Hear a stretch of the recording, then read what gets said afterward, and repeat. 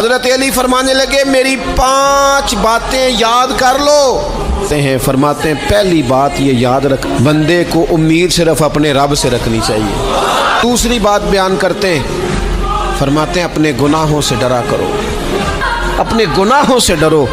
اور تیسرا مولا علی شیر خدا رضی اللہ تعالیٰ عنہ فرماتے ہیں اگر تم جاہل ہو نا، تمہیں پتہ نہیں، تو علم کے بارے میں سوال کرنے سے کبھی نہ شرمانا، پوچھ لینا، فائدہ ہوگا۔